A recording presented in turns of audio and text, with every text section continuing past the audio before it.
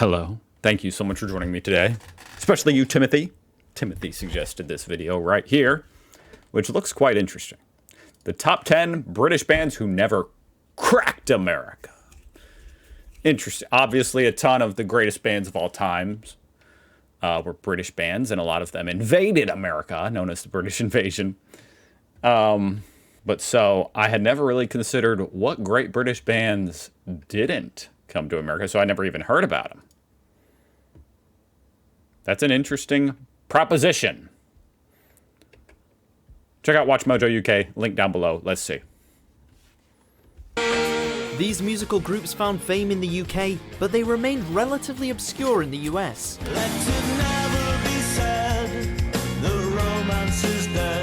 Welcome to Watch Mojo UK, and today we're counting down our picks for the top 10 British bands who never cracked America.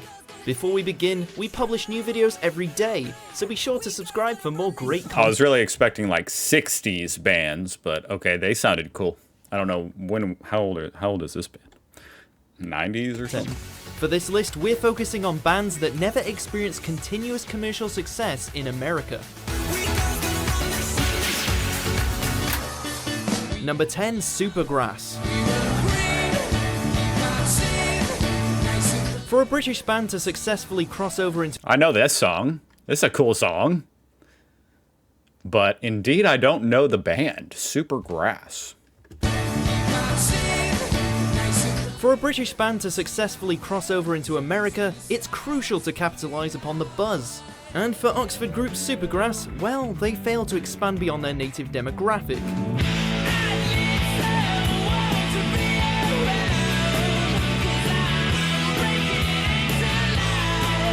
With their 1995 debut album I Should Coco, Supergrass briefly reached the #1 in the UK charts and actually released 2 more albums by the end of the 90s. By that time though, music trends had changed significantly in the US and, well, Supergrass began to drift away, barely cracking the US top 200 with 2002's Life on Other Planets. Sadly, it all ended with an internal Twitter beef. An internal Twitter beef? God, that's the most dystopian, lame-ass way for a band to break up. I hate the future. A Twitter beef? These guys seem cool. I'm actually interested in maybe looking up some of their music, because I knew that first song, and it's a good song. Other Planets. Sadly, it all ended with... No, Mick, you're the problem. An internal Twitter beef. Wow. Number 9, Madness. That's their name? Madness? During the late 70s, A house in the middle of our street. Probably a different song. and early 80s, this band was far more than just a one-hit wonder in the UK. In fact, Wait, this is that song. Madness would even influence the American band that would ultimately become No Doubt. So, I mean, I freaking heard of them. They cracked me. They cracked me. They might not have cracked America, but so far 2 of these bands have cracked me with 1 song. Does that doesn't count? In fact, Madness would even In the middle of our street. A house. And like Gwen Stefani's versatile group, Madness didn't align themselves with a specific genre, as they blended together a variety of musical styles. With that being said, Madness was in I love British people. fact Like, what are they doing?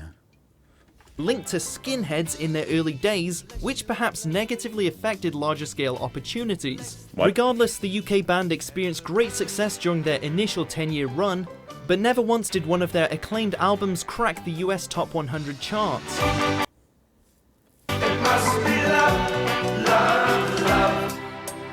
I might know that one, too. Number 8, I'm surprised they never cracked the top 100 for the album, I guess. Take That. I guess now it's time for me to give up.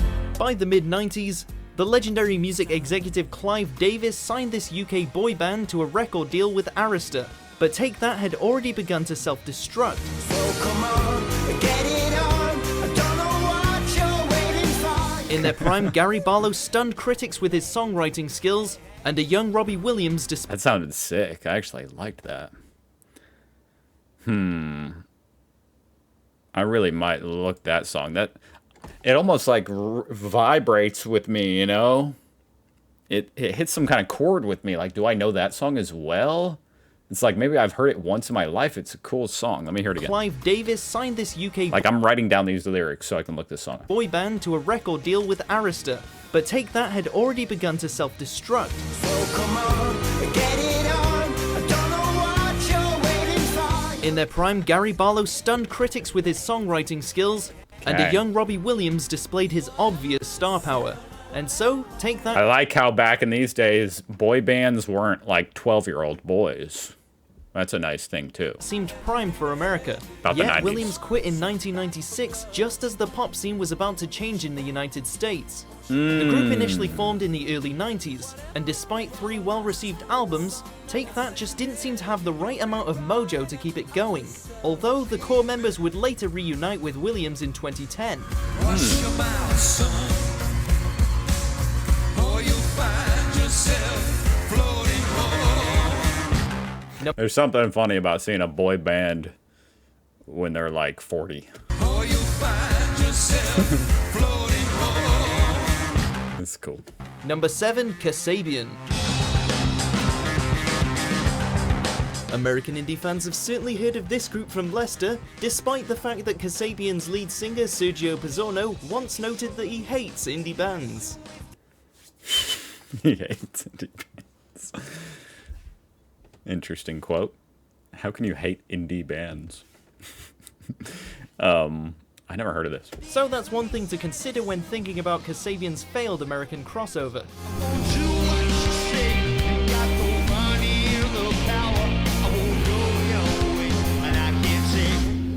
In the UK, Pretty cool they look. reached number 4 on the UK charts Cool with their name. self-titled 2004 debut, and the next several albums managed to reach number 1.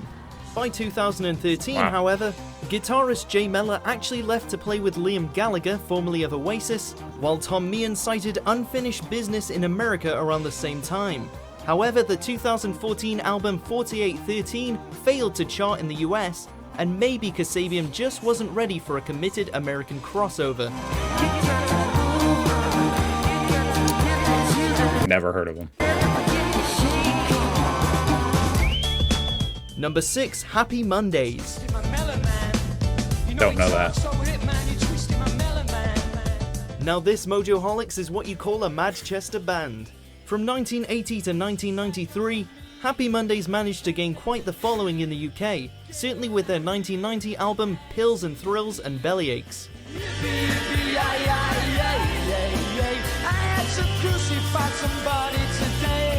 But considering that a band like New Kids on the Block was big in the United States at the time, well, that's just one reason why the Happy Mondays sound failed to connect with the American mainstream.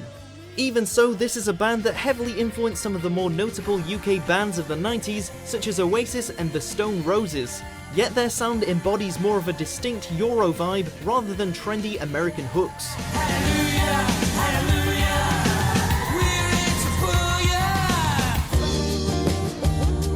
Number 5, Stereophonics. It's a super iconic song. I mean, who sings that? Oh, he's a Canadian guy. Leonard Cohen. The song Hallelujah.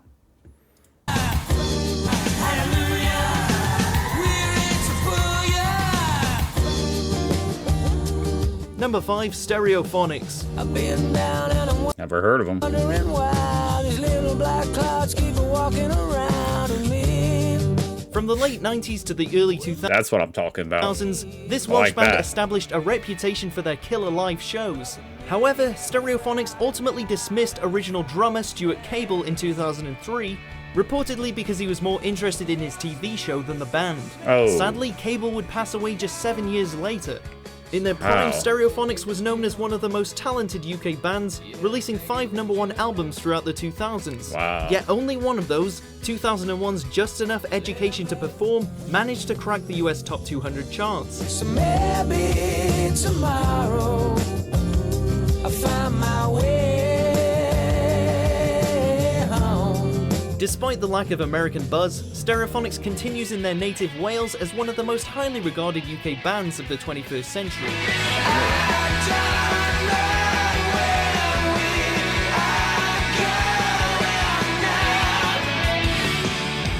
Number 4, Manic. I like that one. I'm writing them down as well. Stereophonics. Street Preachers. It is interesting to see bands, you know, that are that good and popular, and just it's like they exist in a different world than me.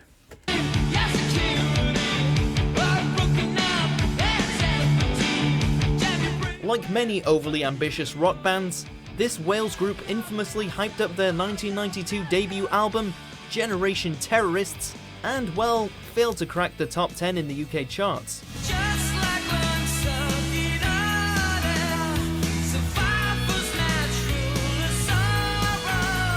In fact, the Manics wouldn't land a #1 until 6 years later, this coming 3 years after the mysterious disappearance of the celebrated songwriter and guitarist Richie Edwards. Their music is pure rock, something that US rock enthusiasts could easily get behind, or so it would seem. Something we desperately need now. But while the Manics And are lacking. became iconic figures overseas, their sound just never translated to American mainstream consumers. Decades after the loss of Edwards, however, the Manics continue to wail.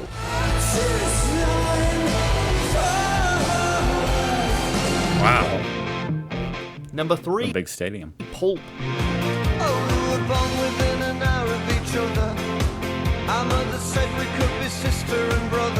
By the time of this band's success during the mid-90s Britpop era, they had already been together well over 15 years. And until then, Pulp had never actually landed a Oh, that song. gold record, let alone an American hit. But albums like Different Class and This Is Hardcore teased at a potential American crossover, with the latter finding its way to the US charts in 1996. At this time though, reported drug use and internal scuffling shook up the band, and Pulp's final album was ultimately released in the early fall of 2001, peaking at number 6 in the UK charts. For a brief time, this group was on par with the likes of Oasis, but like the Gallaghers, Pulp just couldn't manage to keep the unit together.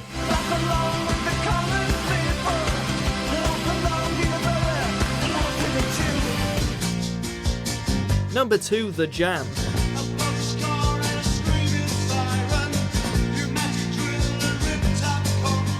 Fronted Okay, by that guy's cool. the multi-talented Paul Weller, a man known for his distinct British compositions, this band came, saw and conquered during their decade-long existence.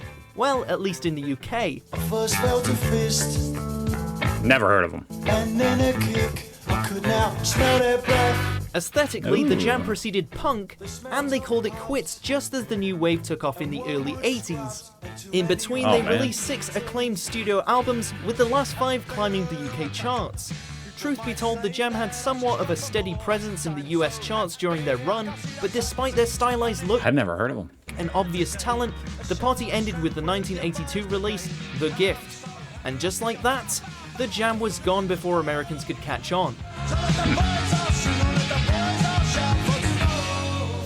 Before we unveil our top pick, here are a few honorable mentions. Damn, y'all have a lot of good artists. I'm kind of curious how popular the Struts are over in Britain. They're a British band. They came to America. Maybe they're still touring America. I saw them live a few years ago.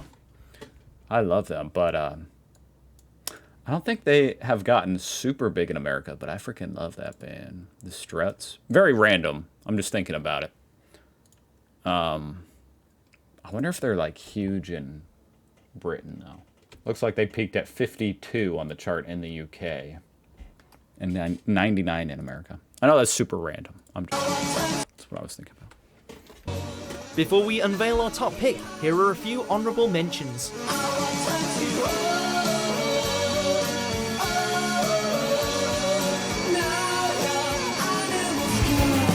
You spend the evening unpacking books from boxes. It's the most British looking dude I've ever freaking seen. Like he looks like he's gonna strap me down and pry my eyes open and make me watch some psychosis shit, you know? You pass me up so as not to break a promise. Meet me on the mad parade when the midnight bells are chiming. Number 1, The Stone Roses. That sounded really good. I was kind of like lost in it. I was like jamming with it. I almost forgot I had never even heard it before. You know, it's that kind of music. Water Boys.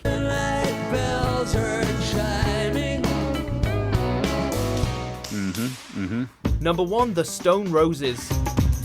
Never heard of them.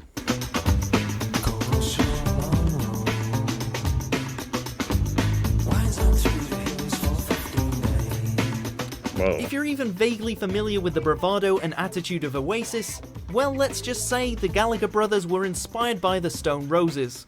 This is a band that once said America doesn't deserve us yet, and while they may have been right, the Stone Roses didn't seem in a hurry to record consistent music after the renowned 1989 debut. That's funny. America doesn't deserve us yet. Let me show you what I mean. The Messiah is my sister. Ain't no king, man, she's my queen. In fact, it That goes pretty hard. took a full 5 years for the Manchester group to drop a second album, and the band folded for good less of 2 years later. Since then, there has always been talks of a reunion, but it just never seems to happen. And so the Stone Roses will forever remain an acclaimed British rock band that failed to live up to their crossover potential. Damn.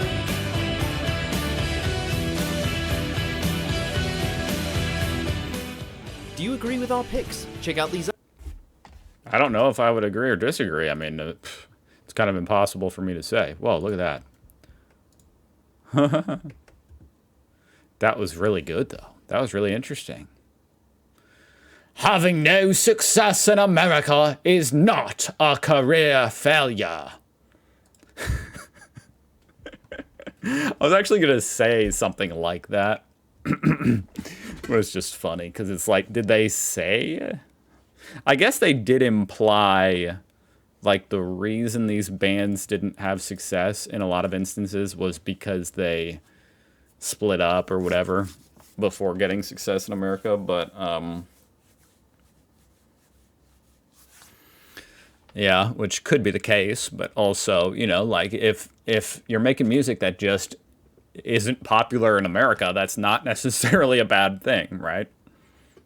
It is indeed not a marker of like career failure or success. It should not be, at least. Indeed. I'm American, and I've heard of nearly all these bands, and I love them. I absolutely love Supergrass, Suede, and Madness. Right. A lot of them are too British for the American palate, which only adds to their charm. I agree. And that's cool. Yeah, no. You certainly wouldn't want to, like, pander to Americans' taste in music. God forbid. You shouldn't change your music to try to appeal to America if you're a popular British band. But anyway, yeah, that was really cool. And I wrote down some interesting bands that I will be looking more into. So, yeah, thank you. And thank you for watching. And I'll see you guys tomorrow. Bye.